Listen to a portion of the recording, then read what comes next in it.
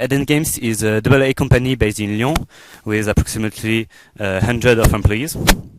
It's focused on racing games since 2013 with Gear Club Series, F1 Mobile Racings, or Smurf Kart, on which I worked when I arrived at Eden Games. And now we also have two unannounced projects, and one I will talk about the first-person controller is currently unannounced, so I will use placeholder and don't give too much information about this project. So the summary of the journey. First, I will do a little bit of introduction about why I choose this topic, what is important, and the environment of this presentation. Then I will talk about the movement controls and the problematic of stairs. I will be next about the camera's control and the problematic of point of interest, how you manage to focus the camera on some point, and a bit of conclusion about everything. So the introduction is focused on the first-person game and how we work with other people. I wanted to do a bit of introduction about why we choose to do a first-person game, and how is it to work with game designers and code base to do our first-person game. Okay. So first of all, what is a first-person game? It's when you control through the eyes of the character. So it could be for a pedestrian, for a racing game, or for a ship, a starship. And the main purpose of developing a first-person game is through immersion. So immersion is really increased by a first-person game because you are through the eyes of character, so you can feel their emotion and you can more easily be immersed inside the environment. So there is a lot of purpose for a first-person game. We have just wandering inside the environment, shooting games such as CS:GO, Mirror's Edge, which is just a parkour game or something like that, or even shooting portals inside a puzzle game. But I will take the example of an IQ game. As I said, I worked on an innocent game, so I won't reveal anything. But IQ games are similar purpose than our game. The objective is to walk, to admire landscape, and to admire flower. So we don't have machine guns. We will jump from skyscraper, and we don't shooting portals around the game. If I take time to speak about the purpose of first-person game, is because it's important to keep your objective in mind. Because you need to have a well-defined vision to have a well-defined scope, and avoid spending time on useless features such as hiding machine guns for our wandering games or something like that. And it's even more important in a AA company because we need to have big polished features and with less time and budget than a AAA company. So you need to avoid spending useless time. The second part is about working is a shared code base. As I said, Eden Games is a racing game company, so we have a lot of code base that we can share. First of all, we work on Unity, so it's a popular game engine, but we have a code base above it that is shared between projects. And it's composed of game mods, UI, physics, tools, like Nicolas said, plugins wrapper or SDK wrappers. And in our context, it's really important because I used actor creations that was already in our shared code base, For the input system, I based my work on the vehicle system that was already in our shortcut base. For the camera, I implemented CineMachine that is now used in multiple aspects of our project, such as like for vehicle cameras, something like that. And finally, we also use DOTS. So DOTS is for data-oriented technology stack. It's lot of package used for to add a data-oriented approach to your game. We use it for physics and IA purpose because we need to have accurate physics for our racing games and to optimize it in the better way possible to add multiple vehicles at the same time. So now that we have our environment, let's talk about the movement control. So to move a character, you just need to apply acceleration and deceleration on axis. But you need to add parameters, tunables for game designers, because they will use them to create a better experience. And in our case, I had 23 parameters. It seems like a lot, but we have acceleration, deceleration parameters for in each axis, and maximum velocity curve that is can define by the input of your joystick. And we have 3 states of our working. So the working state, the sprint state, and the crouch state. But there is one axis we don't talk about, the verticality, because we don't need to add a jump feature. It's way easier. We don't need either to jump from a skyscraper. But we need to add stairs. The requirement for the stairs is that to keep the camera feeling of stairs, so to keep the camera feeling of steps. You need to add smoothness to the movement. You still want to have a smooth movement, and we want the stairs to be used in a human-habited world. So we don't have a particular complex world, but we have things more regular like rocks or something like that. And finally, it needs to be adapted to inverse kinematics. So inverse kinematic is way to it's used to fit the foot on the ground by moving the joint of your animation, and we want to keep that, so we have constraints about it. There is multiple options for this stairs problematic. First, you can just use your capsule collision, but it will use physics to bump you through the stairs.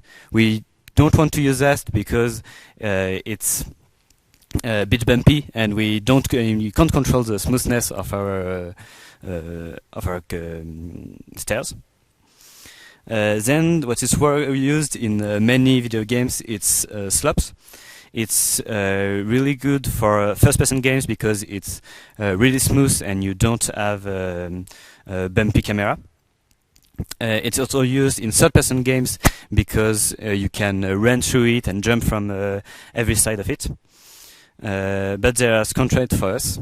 First, we need to add particular physics for the slopes, because you will just slide on it, and if you just apply gravity, so it's a different way. But another problem is it don't handle inverse kinematic. If you want to add inverse kinematic, so in Pokemon they don't don't put the feet on the ground. But if you want to implement inverse kinematic, you need to add a second layer of colliders, and we didn't want to add that for 2 reasons. First, we don't want to add work to our level designer, and secondly, we don't want to add a collision to handle, so to gain in performances. So the better option was to use a levitating capsule. So it's basically just a capsule levitating above the ground with a raycast to define the height of your capsule. But we had still one problem is on the corner of rocks on each side. You will bump to it and it will do weird physics. So I used a collider inside that our shortcut base, the cylinder collider, and it can easily handle the rocks problematic. It has another constraint that if you fall on the side of your character, you will be locked and it will cause some bug. But in our case, we don't want to handle this problem because we don't have jump, so it will be less frequent to have our character stuck. So how it works, first you throw a raycast at the bottom of your character. It will calculate the length, the height on the bottom of your raycast. For when you have a step too high, you will just not pass it and the collider will do its stuff. But if you have a low step, the raycast will add a force to elevate you. And if you are a step down, the raycast will add a force to snap you to the step. Of course, I add parameters to tweak that, and for designers. So what it looks like, here you can see the raycast detecting steps, adding a force, and so the force can be tweaked to have a more smooth pass or to give better camera movement. But still improvement we can do. First is to add a nonlinear vertical speed. If you add a nonlinear vertical speed, you can handle more staircase type because you will need more vertical speed in different staircases, and you can add also better management of high-speed run or things like that, because when you run through staircase, you need to add a higher vertical speed. The second problem is that parameters aren't tweakable on runtime. So when our game designer want to modify them, they had to stop the game and restart it, and it's always bad. Because the problem was that we use dots and we pass parameters at the start of our characters to avoid spending exchanging too many times with dots. And to avoid that, we use we can use blob assets. I never use them, but it's a great way to pass parameters to update parameters through dots. So let's take a bit of rest, and it's important because sometimes you need to get the work of your colleague. So you will have to just wait and get all their work. So sometimes because you work with other programmers, so it's problematic when you have, for example, checker base or things like that. It's one of the problems. And of course, now it's Unity that you had to compile. So, yes, you will need some rest. Let's now talk about the camera's control. The camera is really important because it's where you control it, and because in our game design, we want to admire landscape and admire flowers, so you need to have a great camera. Our camera needs to be smooth, it needs to be easy to control, and it needs to focus on point of interest. So I used a placeholder to give an example of a flower. So when you move when you move your camera, you mainly on gamepad, you will need to add sort of aim assist to snap you to some point of interest, and the game designer wants that for a particular point of our games. So there is there is problematic. In our current architecture, we first throw input to physics, and the physics will compute input and send the result to the camera, to the game object, and that will send to the camera. So I have two options. First, to keep the controller architecture and compute an input based on the point I want to focus and on the rotation speed to have great snapping. Or I can just change the control architecture and separate the rotation from the translation. And I use these second options because we had to control the rotation to have a better control of this rotation. So now we have a head system that will control our head. And it will. So first we add a system to send the head rotation to the physics, so that we can control the character always forward to the camera. But on this system we need to add multiple behaviors. So first, so we use a system of module. It's what we call module. It's not a generic term, but in our systems we have multiple modules that handle multiple behaviors, and all of these modules talk with the head system to apply rotation that is then sent to the camera transform. So all these modules, we have the input module. It's basically just you take the input, you add the velocity to them, and you clamp in vertical axis to keep the head fillings. Then there is the interpolation module. When we use the quaternion to target a point, focus this point, and rotate towards to add the velocity to this point. And finally, we have a snapping module, so the feature I talked about before. It's first we add a lookout condition, so the focus point need to be in a certain angle of our character, and then we add a constant force towards this point to give this feeling, this snapping feeling. A great advantage of using different modules for different behavior is that we can disable them. For example, when you want to interpolate to a point to force the player to look at a point, you can just disable input and snapping modules, so it won't be interfered by the interpolation. It won't interfere the interpolation. So there's two improvements to do on this feature. First, we want to reduce the impact of on the player with power. It's an assist to the player. We don't want for the snapping to focus to force the player. So we're still working on it, but we deactivate it when we walk on full speed to don't disturb the player when he don't want to focus on point. And we adapt the velocity based on the user input. So when he don't want to move, we will not move it. When he want to target, we will help him to target. And he want to look on the other side, he won't be affected by the snapping. We had two other features for our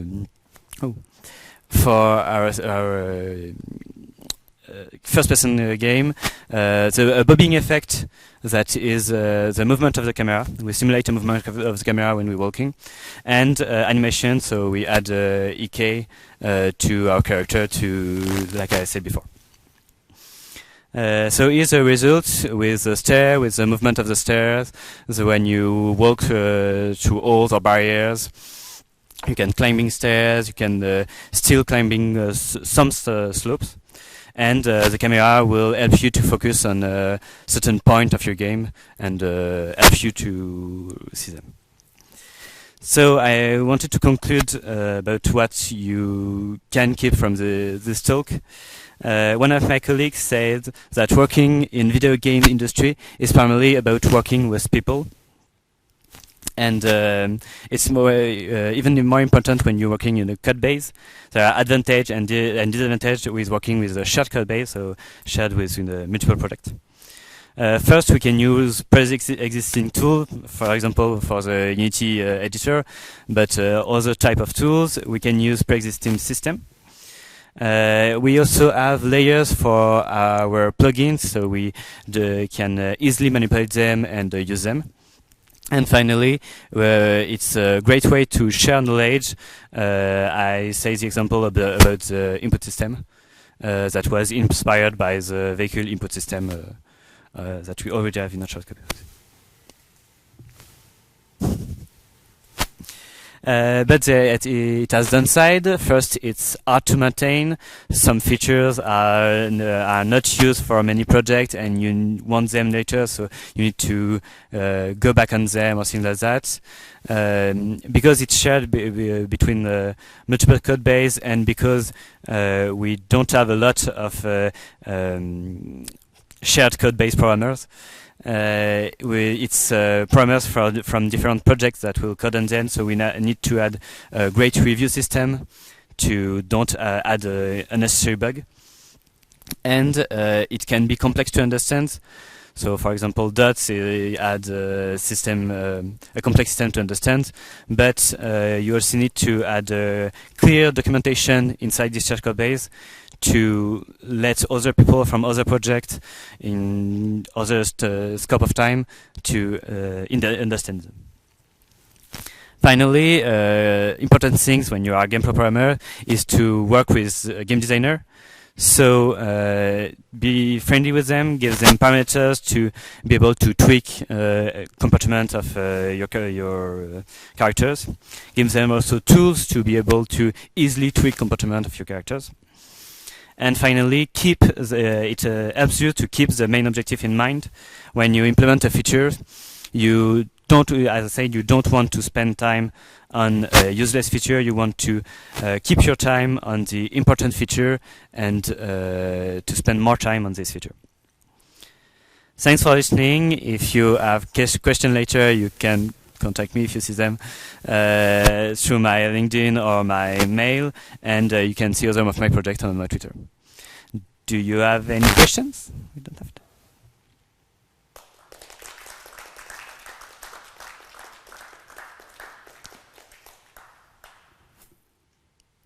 Thank you for listening.